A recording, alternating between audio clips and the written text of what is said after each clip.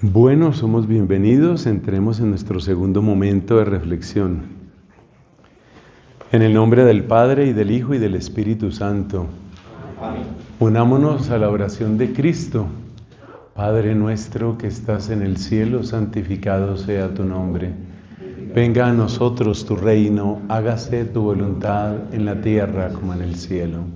Danos hoy nuestro pan cada día, perdona nuestras ofensas, como también nosotros perdonamos a nuestros oyentes. No nos dejes caer en tentación y líbranos del mal. Amén. En el nombre del Padre, y del Hijo, y del Espíritu Santo. Amén. Bueno, hemos hablado de recuperar y conservar la salud mental.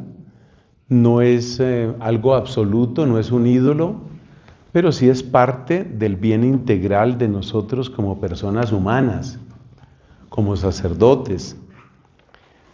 Y hemos mencionado que hay como 4 grandes momentos en la salud mental. Lo primero es situarse en el terreno de la verdad, dejar de decirse mentiras, explicaciones, justificaciones, teorías exóticas. No sirve, realmente ese camino no sirve, dejamos ese camino y entramos en el camino de la verdad, reconociendo nuestras necesidades, reconociendo que hay heridas, que hay vacíos, reconociendo que somos personas necesitadas. Esa primera fase, la fase de la verdad, ya no la escribimos aquí, ya la damos por supuesta. Decíamos en nuestra predicación anterior, decíamos que el propósito de esa fase de la verdad es llegar a esta frase, necesitado pero esperanzado. Cuando uno puede llegar a esa frase, va en una ruta, yo diría, firme. Uno va por buen camino. Necesitado pero esperanzado. Esa parte es absolutamente clave.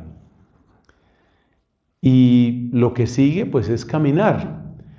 Yo quiero aquí recordar que hubo 2 expresiones siempre muy queridas para el Papa Francisco.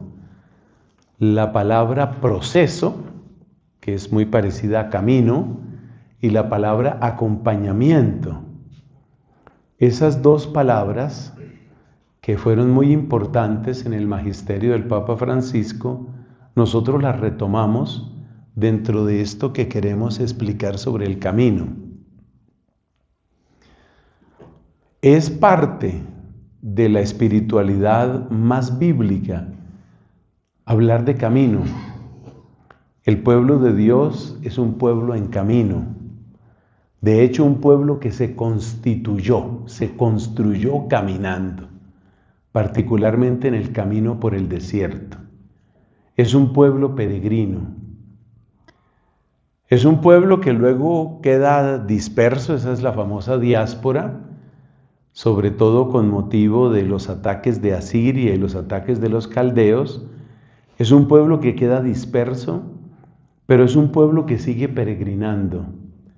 Y sigue peregrinando sobre todo a Jerusalén. Jerusalén es la cumbre de mis alegrías.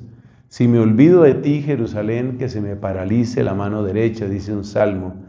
Que se me pegue la lengua al paladar si no pongo a Jerusalén en la cumbre de mis alegrías. Es decir, que ya desde la antigua alianza, el camino es fundamental dentro del proceso de la fe. Creer y caminar van unidos. Incluso podríamos irnos atrás. No se nos olvide que nuestro padre en la fe, Abraham, es un caminante fundamentalmente. Sal de tu tierra y de la casa de tu padre a la tierra que yo te mostraré. Dios pone siempre en camino. Y el camino supone que no estamos hechos, que nos vamos haciendo y nos vamos haciendo en el camino. Nosotros hacemos el camino, pero el camino nos hace a nosotros. Si nosotros nos vamos a Jesucristo, pues nos encontramos con aquella expresión del capítulo 16 de San Juan. Yo soy el camino, dice él. A donde yo voy, fue la frase anterior, ¿no? A donde yo voy, ya ustedes conocen el camino. Tomás le pregunta, no sabemos a dónde. ¿Cómo vamos a saber el camino? Cristo le responde lo que sabemos. Yo soy el camino. Pero no es la única expresión de dinamismo que encontramos en los evangelios. La llamada de Cristo a los discípulos es una llamada dinámica. Sígueme. Sígueme es camina conmigo, haz camino conmigo. He aprendido que esa expresión sígueme no es exclusiva de Cristo. Era de hecho la manera como se expresaban los rabinos, los maestros judíos. Seguir a un maestro significaba ser discípulo. Entonces, ser discípulo es igual a ser caminante. Ser discípulo es caminar. Yo soy el camino. Y ser discípulo significa pasar de un desconocimiento o de unos rudimentos a un estado diferente, que podemos llamarlo mucho más perfecto. Recordemos esta otra frase también de San Juan. El discípulo, dice Cristo en ese evangelio, el discípulo no es como su maestro. Cuando termine su formación, será como el maestro. O sea que el caminar implica que Dios sabe lo imperfectos que somos, muchas veces mediocres, muchas veces heridos, cansados, sujetos a idolatrías, y sin embargo Él nos mantiene en camino. El evangelista que más insiste en Cristo caminante es San Lucas, que nos presenta a partir del capítulo 9 y hasta llegar a la pasión en los últimos capítulos, nos presenta a Cristo caminando. Y en cierto sentido, ser creyente es eso. Ser creyente es hacer camino junto a Cristo. Nos dice en algún momento San Lucas, se le iba juntando gente por el camino. Es una experiencia que de un modo pequeñito también uno como sacerdote vive, por ejemplo, en aquellas devociones que implican salir a la calle. Yo recuerdo, por ejemplo, los rosarios de Aurora, allá en Chiquinquirá. Yo tuve la ocasión de ser rector del santuario de Chiquinquirá, y es una cosa muy hermosa. Sale uno a rezar el rosario, hay unas poquitas personas, pero por el camino se va uniendo gente. Y nosotros somos caminantes que en cierto momento nos hemos unido al gran caminante que es Cristo. Eso supone que la salud mental también es un camino. No es una buena idea decir, yo ya estoy perfecto, yo ya tengo toda mi salud. Es lo mismo que pasa con la salud física. La salud física tú la puedes tener, pero para conservarla pues tienes que mantener unos ejercicios, unas rutinas. Lo mismo pasa con la salud mental, por eso hablábamos de recuperar y conservar la salud mental. Bueno, aquí encontramos como 4 dimensiones de este camino. En algunos casos se necesita el elemento profesional. ¿En qué momento se debe buscar ayuda profesional? Cuando está claro que el tema no es solamente moral, no es solamente espiritual o sacramental, sino que hay elementos que me están haciendo falta. Elementos que me están haciendo falta. ¿Por qué lo sé? Porque hay descompensaciones, porque hay miedos repetitivos, porque hay ansiedad, porque hay, una serie de cosas. Y me doy cuenta que eso de alguna manera me rebasa. Hay que tener en esos momentos la humildad para buscar ayuda. ¿Qué ayuda se debe buscar? Ya lo explicábamos. Alguna persona, un buen profesional, puede ser o no sacerdote, pero que en todo caso tenga un marco teórico suficientemente amplio, rico, para comprender lo que es la vida sacerdotal, que no vaya a agravar la situación, por así decirlo. Entonces, ese elemento es optativo. Cada uno tiene que ir entrando en ese discernimiento y darse cuenta si lo requiere o no. Los otros 3 elementos no son optativos. Lo que colocamos ahí como lo personal, el camino en la gratuidad y el camino en formación. El camino es personal, nadie puede hacer el camino por ti. Nadie puede hacer el camino por ti. Se requiere un acto de responsabilidad, se requiere un acto de madurez, muchas veces un acto de humildad para decir, tengo que caminar. Pero es también un acto que trae alegría. Voy a hacer realmente algo por mí. Muchas veces uno experimenta que está estancado, o que es mediocre, o que está trabajando a media máquina. Incluso algunas veces podemos sentir, me estoy perdiendo como lo mejor de mi vida sacerdotal. Entonces, hay que tomar una decisión serena, madura, por la cual me doy cuenta, sí, esto lo necesito. ¿Qué elementos son como campanitas que me muestran que tengo que trabajar más? Tengo que ser más responsable con mi proceso. Ahí pongo 3 ejemplos. Las autoafirmaciones, las demostraciones y los desquites. ¿Qué es una autoafirmación? Es aquel acto que tiene como propósito principal, o por lo menos muy importante, una especie de caricia del propio ego. En esto hay muchas racionalizaciones, en esto hay muchas mentiras que uno se dice, muchas. Ejemplo de una autoafirmación, el autoritarismo. Aquí se hace lo que yo diga. Ejemplo de autoafirmación, la incapacidad para reconocer los méritos o los aciertos de otras personas. Típicamente dentro de la vida diocesana, llego yo a una parroquia y como si fuera el fundador, como si fuera Adán en el paraíso. Conmigo empieza esta parroquia. Aquí nadie ha hecho nada, nadie sabe nada. Aquí no hicieron sino perder el tiempo, pero he aquí que llegué yo. Y ahora que yo llegué, ahora sí empieza esta parroquia. Esas actitudes que muchas veces son inconscientes, yo las caricaturizo para hacerlas visibles. Esas actitudes son actitudes de autoafirmación.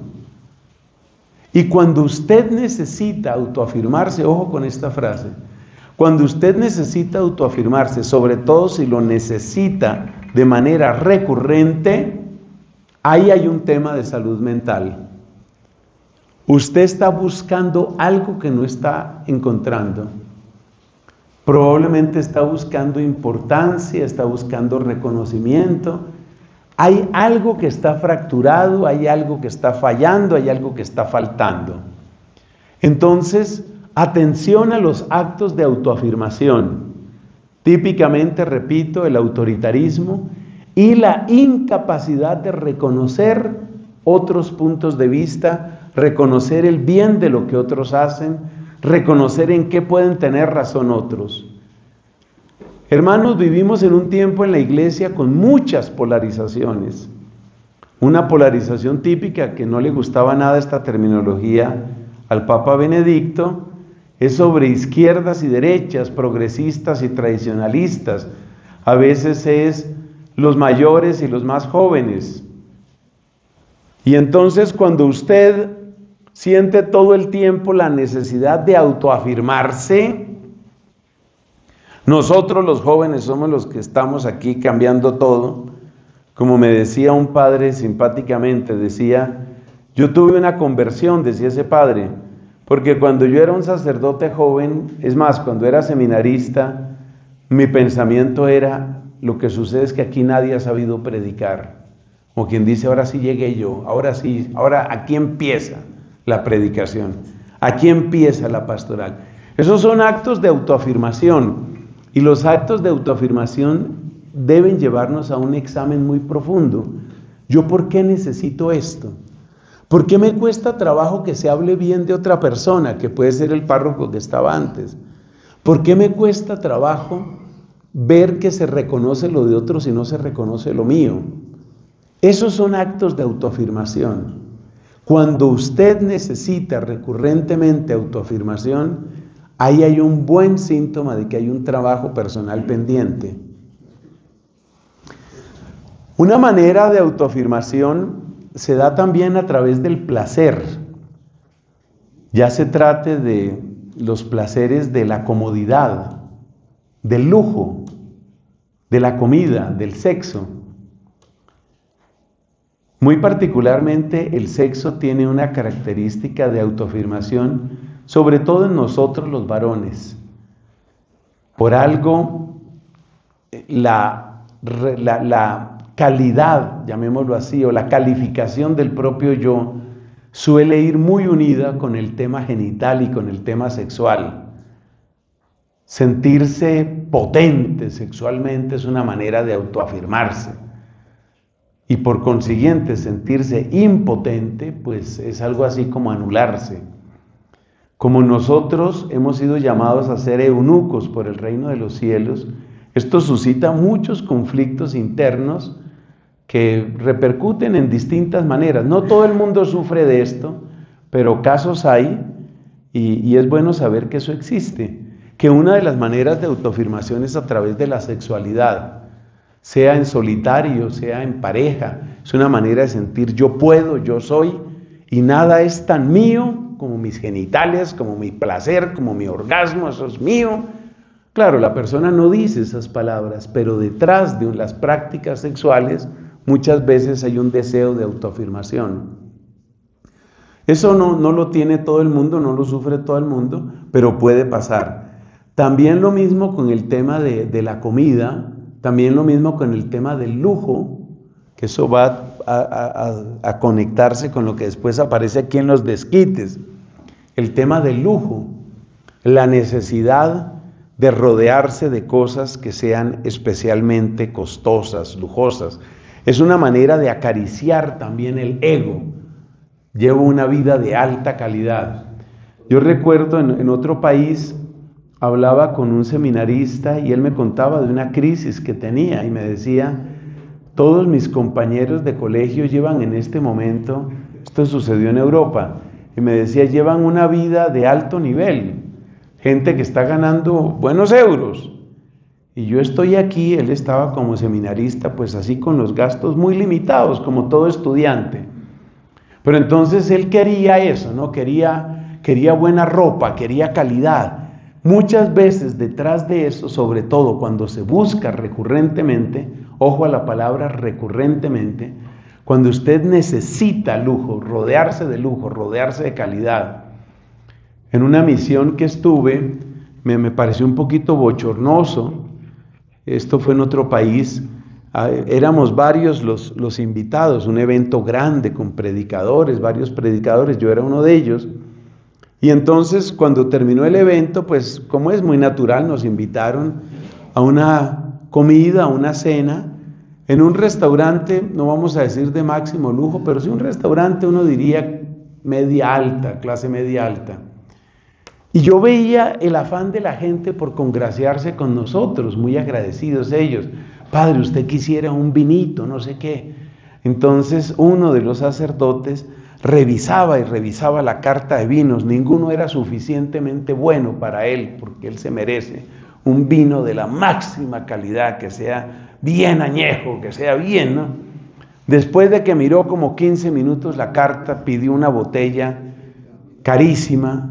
Le trajeron su vino, entonces él prueba su vino. Ustedes hagan de cuenta que este es el vino, prueba el padre. No, yo creo que esta no era la cosecha, no fue la mejor cosecha ese vino. Es decir, nada le satisface.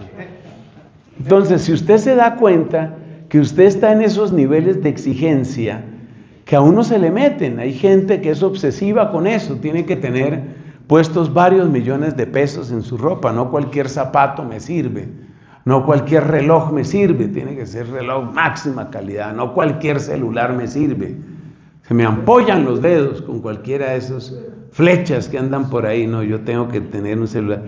Muchas veces esos son actos de autoafirmación. ¿Qué está usted compensando con eso? ¿Por qué usted necesita eso?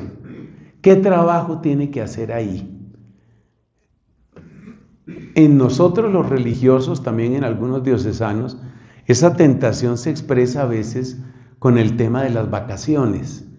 Entonces, bueno, tenemos unas vacaciones, nosotros trabajamos muy duro, tenemos nuestros colegios, parroquias, universidad, son meses y meses de trabajo duro, ahora unas buenas vacaciones, entonces nos vamos al lujo, porque nos lo merecemos, y como el comercio le repite uno esa frase, te lo mereces, yo me merezco estas vacaciones, y eso es lo que...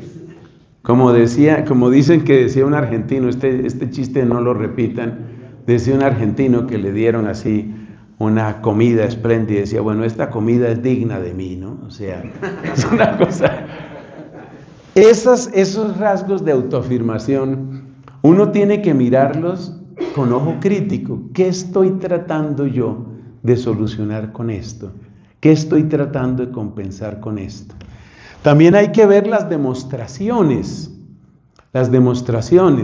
En mi comunidad tuvimos el caso de un fraile que, como decimos popularmente, hablemos así entre hermanos, ¿no? Molestó que él tenía que hacer una cierta carrera. Era o psicología o derecho, una de esas. Yo tengo que hacer mi carrera, vamos a suponer que era derecho. Y uno se pone a pensar, bueno, pero ¿para qué necesita un fraile dominico? ¿Para qué necesita un título de derecho civil? Bueno, sí, puede servir, o sea, todo puede servir finalmente, ¿no? Para el reino de Dios, pero ¿para qué necesita eso? Bueno, un día en una conversación sale el verdadero motivo, que es este tema de las demostraciones. No me acuerdo qué carrera era, pero eso no es lo más importante. Entonces decía este hombre que en la familia de él había gran aprecio por los profesionales. Y resulta que como él lo que había estudiado era filosofía, teología, la familia no era muy practicante de filosofía, teología, ¿eso para qué sirve? Se estudia una cosa que sirva. Entonces él sentía que tenía que demostrarle a la familia. Cuando usted tiene que demostrarle a alguien que usted sí es capaz, que usted sí sacó el título, que usted sí lo cambiaron por fin de parroquia, que usted sí logró, esas demostraciones normalmente están mostrando que usted necesita un trabajo personal. Cuando usted pone su valía en esas cosas, usted le está demostrando. No es que esto nos suceda únicamente a religiosos, religiosas, sacerdotes. Yo conocí el caso también de una chica que terminó una carrera de ingeniería más o menos parecido a lo del padre ¿no? ¿Y por qué estudié ingeniería? Pues yo le cuento, padre, yo lo que quería estudiar era diseño gráfico. Eso es lo que siempre me gustó. Pero para mi papá esa no es carrera, eso no es oficio. Eso es ahí una ocupación, un deporte, un capricho mío. Entonces yo tenía que demostrar. Cuando usted tiene que demostrarle al papá, a la mamá, a veces a gente muerta. Ya se murió mi mamá, pero en honor de mi madre yo saqué adelante esta carrera, yo saqué adelante este título. Las familias tienen expectativas con nosotros. Actualmente, este servidor, para que hablemos así como son las cosas, yo que soy en este momento, yo soy profesor de cátedra, no tengo ni siquiera un medio tiempo, soy profesor de cátedra en la universidad nuestra, en la Universidad Santo Tomás, doy clases de teología y además de eso, pues presto un servicio de evangelización en internet y a veces pues me piden algunos servicios de retiros y ese tipo de cosas. Pero yo le cuento una cosa, hace 25 años yo hacía lo mismo, hace 30 años yo hacía más o menos lo mismo, unas clases, internet, unas misiones.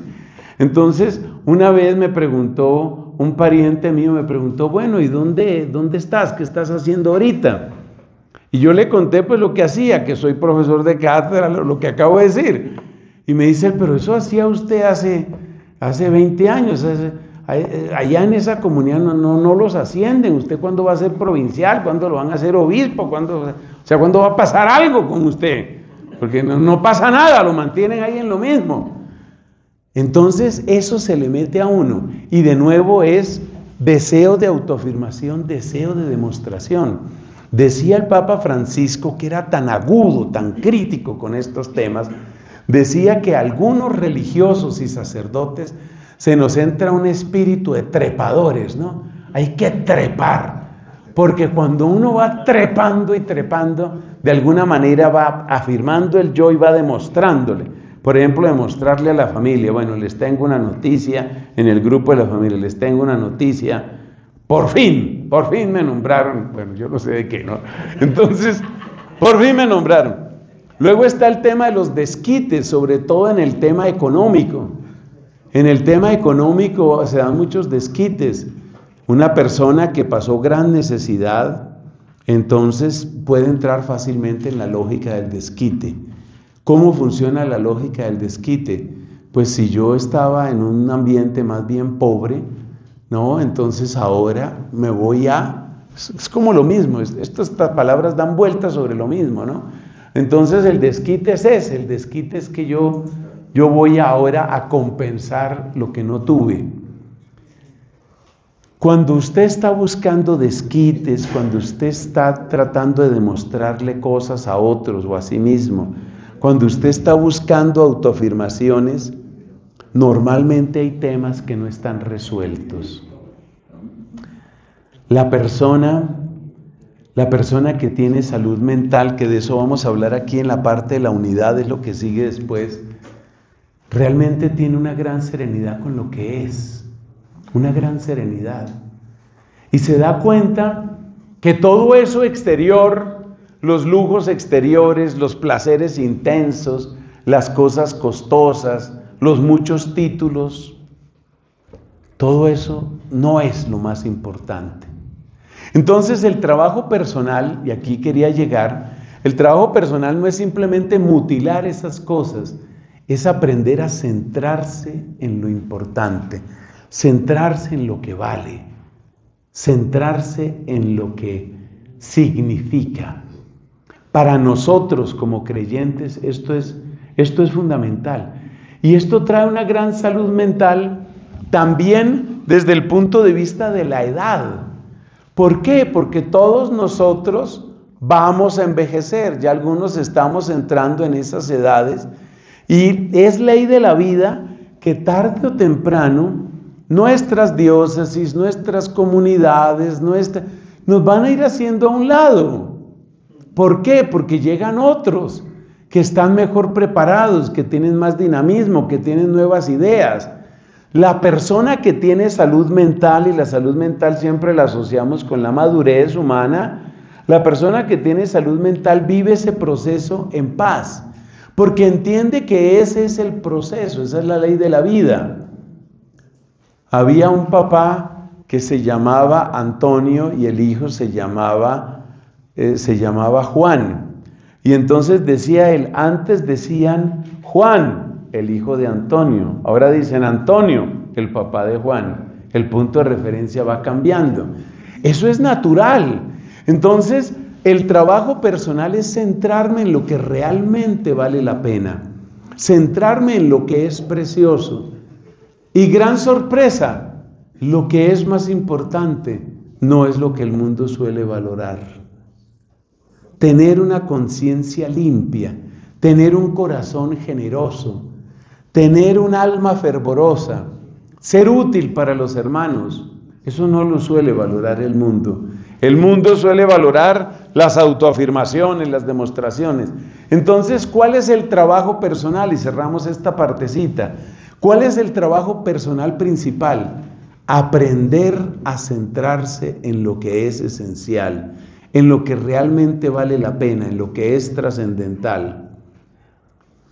Decía uno que fue profesor mío, murió prematuramente, decía, yo nunca veo, refiriéndose a nuestra comunidad, decía, yo nunca veo discusiones porque, oiga, ¿y por qué será que ese ora mejor que yo? ¿Por qué será que ese ora más que yo? No, esas discusiones no hay.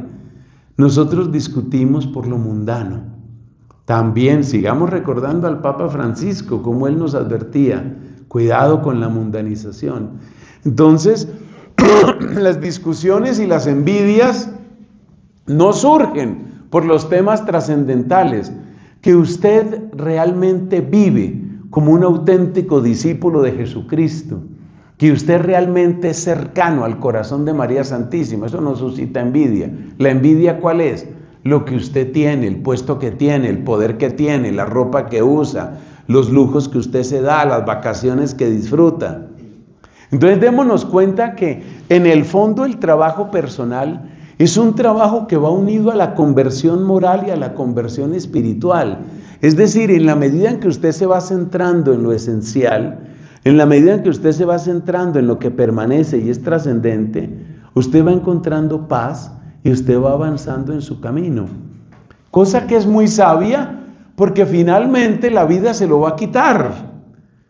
Yo les cuento que yo vivo en el convento, en el que estoy, convento de Santo Domingo.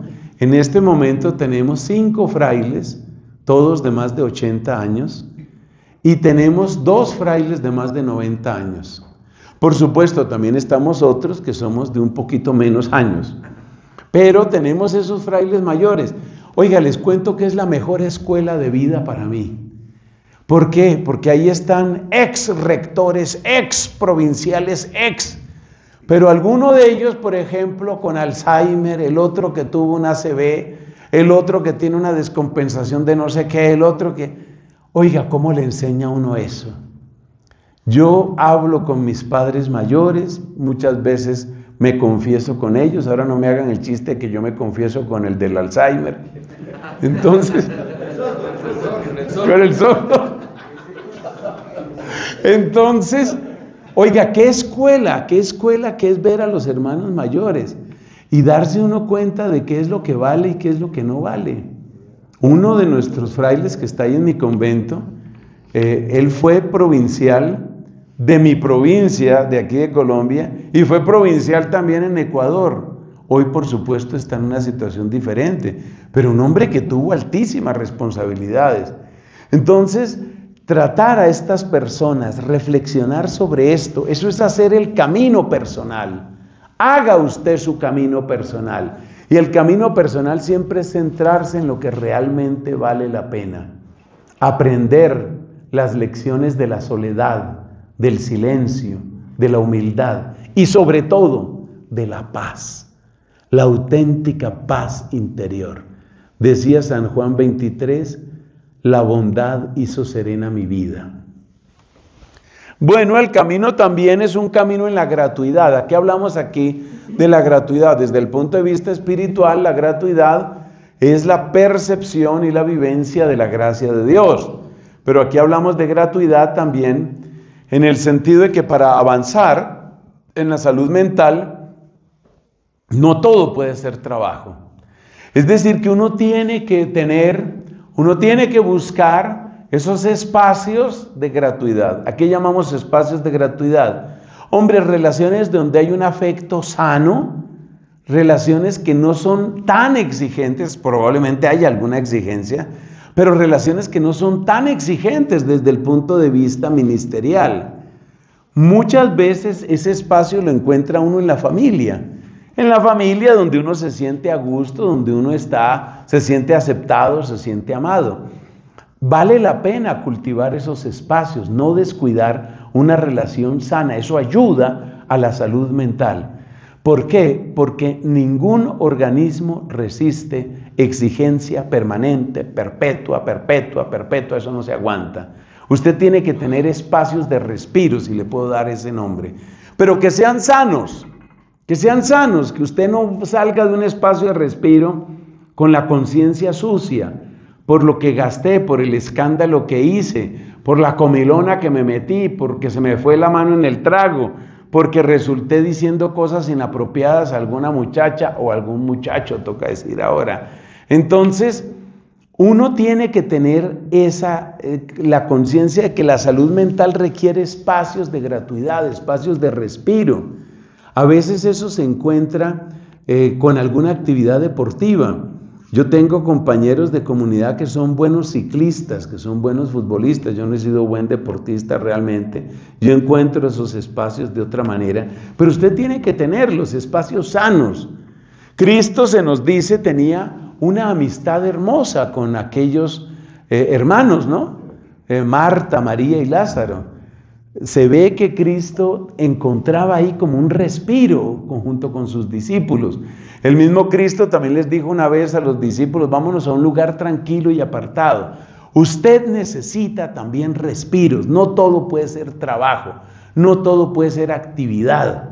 Usted necesita espacios donde la exigencia sea menor o incluso nula, pero espacios que sean sanos. ¿Por qué insisto en que sean sanos? Porque si no es un espacio sano, usted va a recargar su conciencia, entonces no se logra el propósito. Y el otro elemento que no se nos debe olvidar es que nuestro camino es un camino en formación. ¿Qué queremos decir con esto? Yo le hago propaganda a esta idea, suena muy infantil, pero bueno, dice Jesús que el reino de los cielos es de los que son como niños. Entonces, pues es importante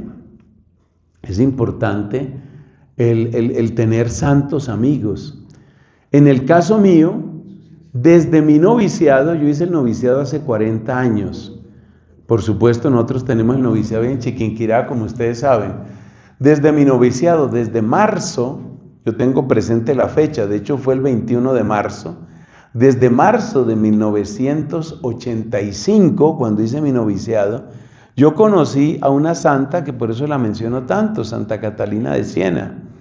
Los escritos de Catalina, las cartas de Catalina, la vida de Santa Catalina, ha sido toda una escuela para mí. Entonces tenga usted sus santos amigos, sus santos amigos. Mis dos grandes santos amigos son Santo Tomás de Aquino, Santa Catalina de Siena. Hay gente que se ha vuelto, hay sacerdotes que se vuelven muy amigos del Padre Pío, del Santo Cura de Ars. A mí me gustan esos santos a los que también han escrito o han dejado unas obras. ¿Sabe por qué sirve eso? Eso cumple un papel en la salud mental paralelo a lo que usted encuentra, por ejemplo, cuando es una persona mayor, pero usted va a la casa de los abuelos. Eso trae un descanso y trae un reseteo y trae un recomenzar. Y entonces yo, por ejemplo, cada vez que vuelvo a los escritos de esta santa que me ha hecho tanto bien, ella es doctora de la iglesia, como ustedes saben, yo vuelvo a Santa Catalina, me refresca, me despierta. Es como ir a la casa de mi abuelita, en el sentido de que me siento a gusto, es un ambiente familiar y a la vez pues también me invita a avanzar. Entonces yo les recomiendo, realmente les recomiendo a todo sacerdote, tenga usted sus santos amigos, santos con los que usted tenga una confianza y un cariño y una cercanía sobrenatural. Hay muchos que han escogido al Padre Pío, ya les dije, otros buscan algunos santos, doctores o lo que sea, pero haga camino. Mire, yo les puedo decir por experiencia propia, 40 años de amistad con Santa Catalina de Siena han sido para mí un salvavidas en muchas oportunidades, tanto en el ministerio, en la parte pastoral, como en la parte intelectual, como en mi vida ministerial, en fin. Entonces, esas son las recomendaciones para el camino. Resumo y pasamos a nuestro siguiente punto. El camino hay que hacerlo en clave personal. En clave personal, ¿qué es? Esté atento. Si usted está buscando recurrentemente autoafirmaciones, con autoritarismo, con placeres, con lujos, con lo que sea, ahí hay un tema pendiente. Si usted está buscando demostrarle a alguien algo o demostrárselo a sí mismo, si usted está tratando de desquitarse, todo eso demuestra trabajo que está pendiente. ¿Qué es hacer camino como persona en lo personal? Es buscar lo que realmente merece la pena, lo que es trascendente, lo que es valioso, y aprender a cultivar, como dice el Salmo, busca la paz y corre tras ella, buscar esa paz. Hay que hacer camino en la gratuidad teniendo espacios sanos de respiro. Hay hobbies que son sanos, hay deporte que es sano, hay espacios de amistad que son sanos, hay familias que nos quieren mucho. Todo sacerdote, yo creo que va encontrando pues que hay familias que nos quieren, hay gente que nos quiere y nos quiere bien, y nos quieren como sacerdotes, no nos quieren para desviarnos, al contrario, quieren tratarnos con cariño, con respeto. Ese es un tesoro muy grande, eso hay que cultivarlo. Eso ayuda extraordinariamente a la salud mental, ayuda a la expresión afectiva. Y hay que trabajar en la formación. Mi sugerencia es, si no los tiene, apresúrese a encontrar buenos santos amigos, doctores de la iglesia, en fin. Bueno, ese es el camino que uno va recorriendo. Ese camino tiene una dirección. Hay que buscar la unidad interior.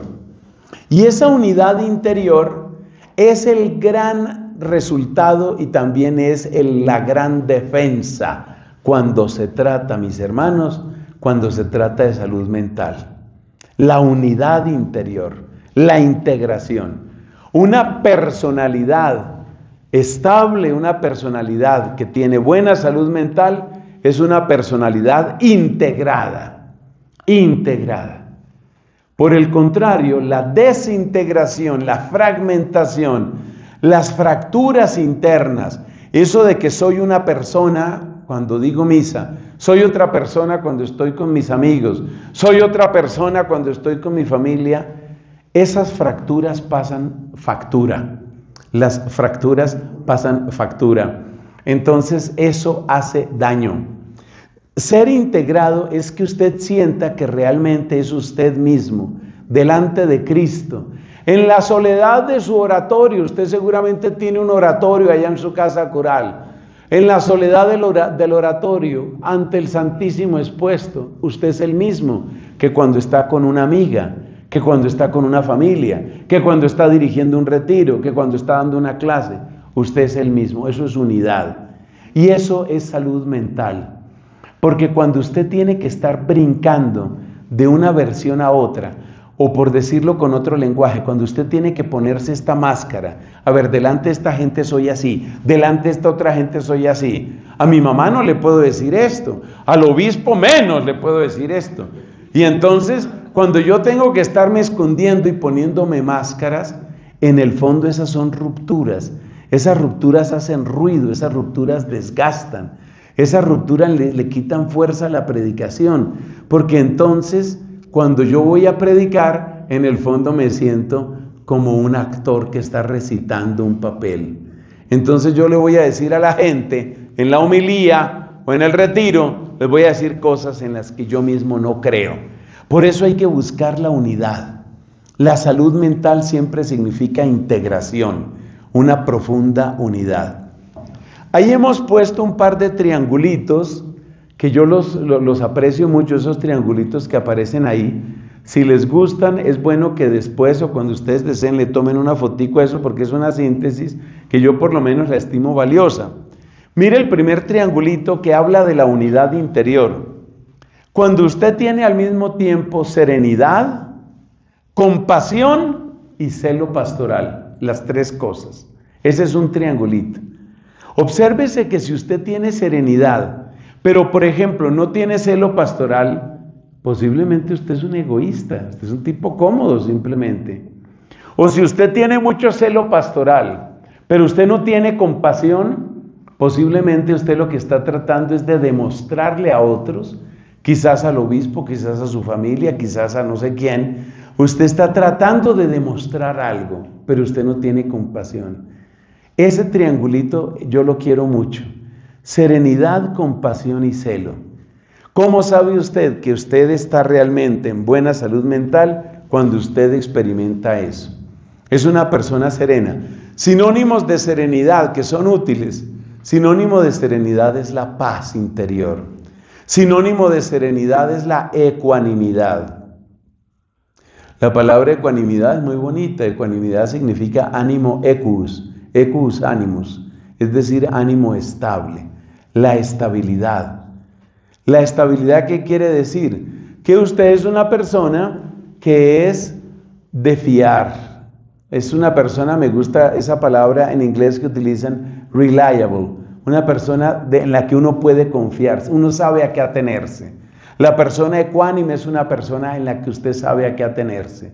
No es una persona que tiene unos picos por allá y entonces un día quiere quemar el mundo en el fuego del amor de Dios y otro día no quiere ni rezar. O un día usted está súper sociable y saluda a todo el mundo, otro día no se metan conmigo y no estoy para nadie. Esos picos así normalmente están indicando baja salud mental. Entonces hay que cultivar esos tres, pero los tres juntos: serenidad, compasión y celo. Si usted tiene serenidad y tiene compasión, pero no tiene celo, Probablemente usted está solamente sufriendo usted dentro de usted. El celo pastoral siempre nos saca de nosotros mismos. Hombre, hay que hacer algo, hay que proponer algo. Tal vez me voy a equivocar, tal vez voy a fracasar, tal vez las cosas no van a funcionar como yo quisiera, pero hay que hacer algo.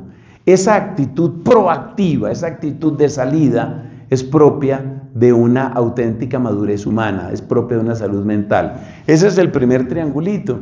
Y es muy bueno fijarse eso, es muy bueno poner esa referencia, tenerla como delante, como si uno hiciera un afiche con eso, y decir yo quiero avanzar hacia allá, quiero avanzar hacia una vida que sea serena, una vida que esté llena de compasión y de celo.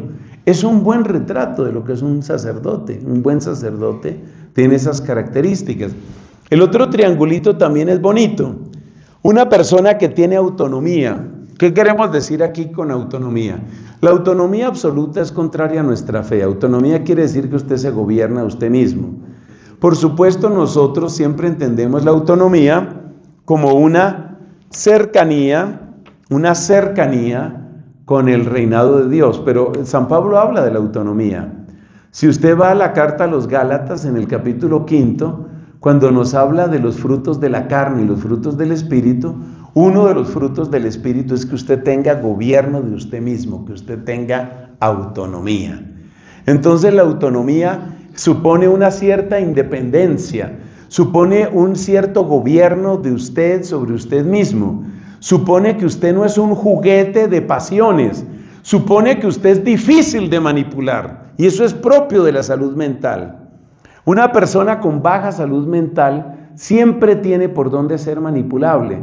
Por ejemplo, una persona que tiene una herida profunda porque a mí nadie me ha querido, pues encontrará finalmente quien lo quiera, y entonces la persona que le da ese cariño, que le da ese querer, pues lo va a manejar. La autonomía es muy necesaria en la vida sacerdotal porque eso hace que usted sea muy poco manipulable, que usted no obre de una manera intempestuosa, irreflexiva, primaria, cosas que no ayudan en la vida sacerdotal. Ser una persona con autonomía es importante. Ser una persona con autonomía es también una persona que sabe respetar, pero también sabe poner límites. Todo eso tiene que ver con la autonomía. Y eso es clave, saber poner límites. Hable usted, hoy esos temas están saliendo por todas partes en redes sociales. Se les recomienda mucho, sobre todo a las mujeres, porque las mujeres a veces tienen como esa tentación de siempre agradar, de qué hago para caer bien, para que me quieran. Pero nosotros también nosotros. Además, la persona que tiene autonomía es la persona que sabe manejar afectos sin esclavitudes, o como se dice popularmente, sin apegos. Y esto es muy necesario. Uno ve a Jesús lleno de amor, Jesús desborda de amor, pero Jesús, depender, solo depende del Padre. Por eso dice en Marcos capítulo 14, ustedes me van a abandonar, dice Jesús, no estaba feliz, ustedes me van a abandonar, pero no estoy solo, el Padre está conmigo. Entonces el cultivo de la autonomía es muy importante para todo ser humano maduro. La madurez siempre supone una cierta autonomía, capacidad de tomar decisiones, capacidad de afrontar un proyecto de vida, irlo sacando adelante. Eso es algo maravilloso, ese es un instrumento precioso. Pero la autonomía, si se absolutiza, se convierte en arrogancia, se convierte en pedantería, se convierte en egoísmo, se convierte en dureza hacia los demás. Entonces, por ejemplo, para mencionar unos amigos que ya conocemos, nuestros amigos estoicos, ellos hablaban muchísimo de la autonomía, que usted sea dueño de usted mismo, pero la parte de la donación y la parte de la comunión prácticamente no existía. Entonces nosotros buscamos como cristianos, como discípulos de Jesucristo nuestro Señor, nosotros buscamos una sana autonomía, pero ¿para qué? ¿Para encerrarme en mí y decir a mí no me manda nadie, yo soy una república independiente? No, buscamos la autonomía porque queremos darle una dirección a nuestra vida, y esa dirección es una dirección de donación, es decir, que para nosotros donarnos es parte de la tarea. Si tú tienes solo autonomía, pero no tienes donación, probablemente eres un arrogante, probablemente eres insoportable. Y como además eres tan dueño de ti y tan independiente, pues tampoco te importa lo que los demás piensen. Eso tampoco sirve. Entonces hay que tener autonomía, pero con donación, con la capacidad de darse, con la capacidad de entregarse. Es maravilloso encontrar personas así. Los grandes misioneros han tenido esto. Entre las mujeres, mi admiración es total por nuestra santa colombiana, Santa Laura Montoya. ¡Qué mujer y su madurez! ¡Qué mujer y su capacidad de afrontar grandes dificultades con una serenidad! Ella muy dueña de sí misma. Miren las biografías de Santa Laura Montoya. No todos los sacerdotes estaban de acuerdo con la idea que ella tenía, porque ella quería ser misionera y así fundó su comunidad. Ella quería ser misionera en la selva. ¿Usted cree que todo el mundo estaba de acuerdo con eso? Claro que no. Pero ella era muy dueña de sí misma. ¿Para qué? Para encerrarse en una torre y decir, qué bonita, qué bella soy, qué importante soy, qué poderosa soy. No. Lo que ella quería era, básicamente, era dueña de sí misma, pero lo que quería era darse. Y luego viene otro elemento que también está unido ahí, la comunión. ¿Qué significa comunión? Comunión es capacidad de auténtica fraternidad. No son simplemente relaciones públicas, no son simplemente cortesía y urbanidad, auténtica fraternidad. Le escuchaba una vez una reflexión a un obispo en un retiro espiritual de sacerdotes y él hablaba sobre este tema de la fraternidad y precisamente decía, la fraternidad no es solamente urbanidad, no es solamente cortesía, la auténtica fraternidad, la auténtica espiritualidad de la comunión supone la capacidad de encontrar hermanos. ¿Cómo se nota que hay verdaderos hermanos? Porque me importan y porque sé que les importo. Es, humanamente hablando, anormal que usted tenga la sensación de que usted no le importa a sus hermanos del presbiterio. Es anormal que usted sienta que no le importa lo que otros hagan. Es muy importante, valga la redundancia, que las cosas le importen. Esa es la auténtica comunión. Que usted sea capaz de tomar un teléfono, mandar un mensaje. Hermano, ¿cómo estás? La última vez que nos encontramos quedé un poco preocupado por tu salud o por lo que sea. ¿Cómo has estado? Me importa, mi hermano. Esa es la comunión. No es solamente la cierta cortesía que podemos tener en un encuentro sacerdotal, que también es valiosa, pero es solo la puerta. La cortesía, las relaciones públicas, el hecho de que nos sonreímos, un abracito, un apretón de manos, eso es la puerta. Pero la clave, lo realmente importante es que los demás me duelen, que los demás me interesan, que soy capaz de pensar en el otro. Si no hay comunión, probablemente estoy pensando en una santidad individualista, en la que yo soy yo, y yo me dono, y yo me santifiqué, y a pesar de todos estos cafres, yo fui ascendiendo, y he llegado a unos niveles de perfección impresionante. A veces me da como mareo la altura en la que me encuentro. Cuidado con eso. Entonces, esos dos triangulitos nos muestran la meta. ¿Qué es lo que se quiere con la salud mental? Que usted tenga esas tres cosas juntas que se llaman serenidad, compasión y celo, que es preocupación por los demás. Otro triángulo que describe la unidad. Que usted tenga autonomía. Usted no es fácil de manejar. Y un sacerdote no debe ser fácil de manejar. Pobres obispos, ¿para qué se metieron a obispos? El sacerdote no debe ser fácil de manejar. El sacerdote tiene que tener liderazgo, consistencia, conciencia de su propio valor. Yo sé que valgo, me ha costado la vida y sé que valgo. pero que esa autonomía no me encierre en mí mismo. Autonomía para la donación. Y que tampoco la autonomía me vuelva independiente o en el sentido indiferente de mis hermanos. Esa es la auténtica unidad. Bueno, vamos terminando. Hemos dicho que las fases son verdad, camino, unidad y lo último es propósito. Propósito, que ya está bastante dicho con lo que hemos explicado, especialmente con el celo y con la donación. Entonces, una vida con salud mental es una vida con propósito.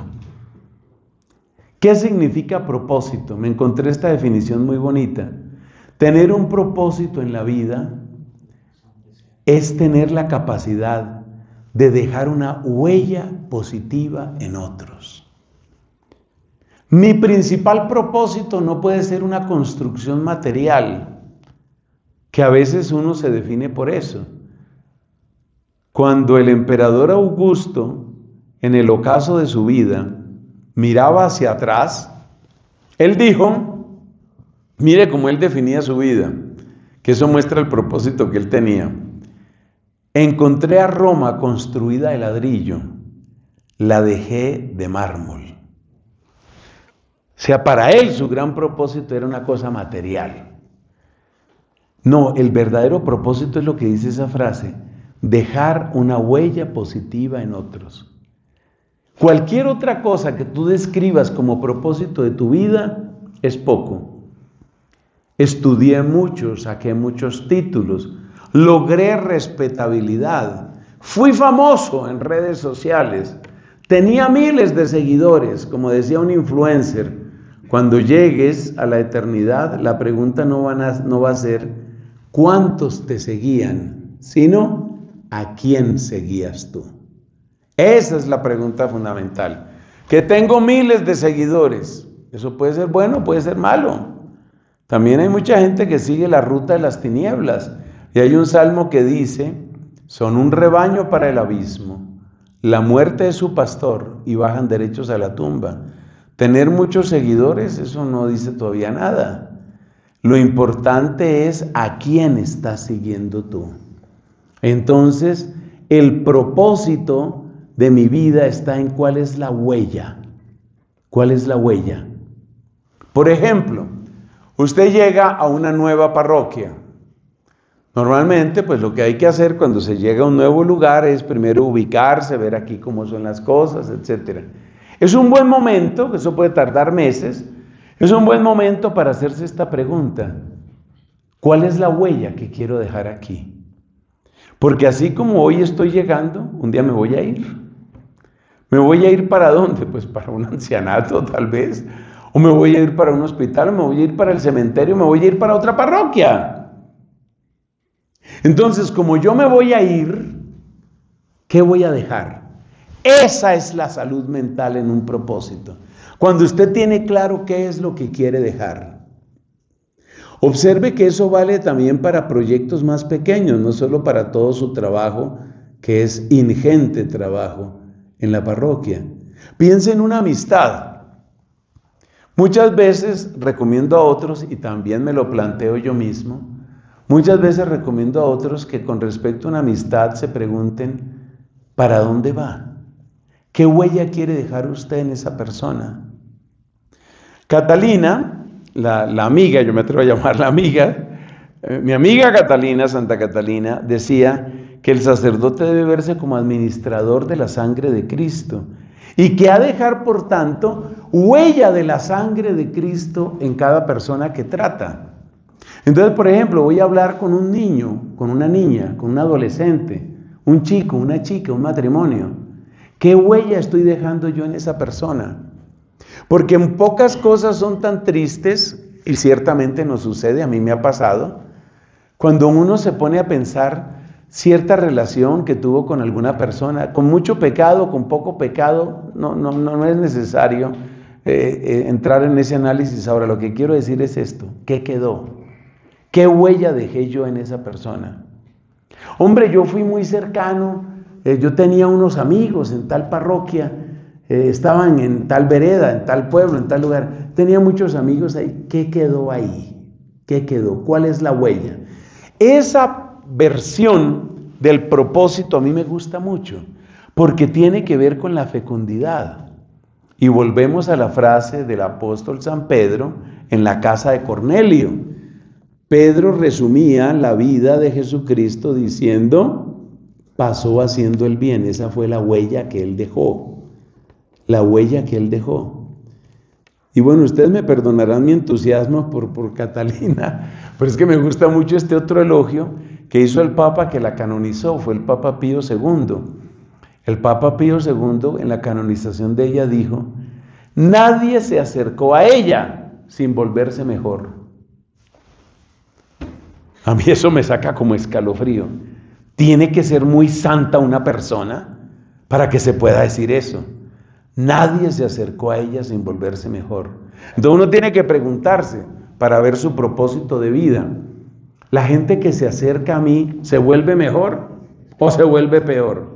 Por supuesto, el extremo más aberrante es el caso de los abusos, que Dios nos libre. Pero el caso de los abusos es ese. Es una persona que se acercó al sacerdote, seguramente con una necesidad, con una pregunta, con una búsqueda. ¿Y qué encontró? Pues encontró un pozo de veneno, eso fue lo que encontró. Entonces, cuando uno quiere buscar auténtica salud mental, tiene que llegar hasta el propósito. ¿Por qué el propósito es tan importante? Porque el propósito unifica y el propósito eleva.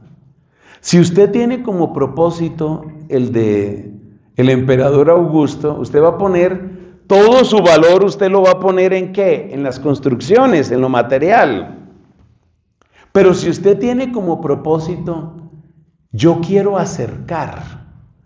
Hace poco me impactó mucho el testimonio de una señora que trabaja con grupos de oración y, como les decía, hay gente que le da clases a uno, ¿no?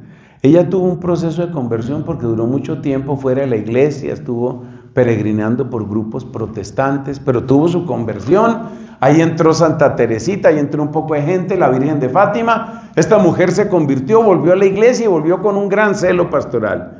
Bueno, esta dama, cuando se convirtió, encontró su propósito de vida. Mire cómo ella describe su vida. No es religiosa, es una laica comprometida. Ella dice: mi trabajo en la vida es llevar almas a los pies de Cristo. Yo me quedo asombrado. Yo digo: Dios mío, cuánto celo, cuánta virtud hay en tantos laicos. Impresionante. ¿Qué voy a hacer yo en la vida? Lo que me quede de vida, así habla ella.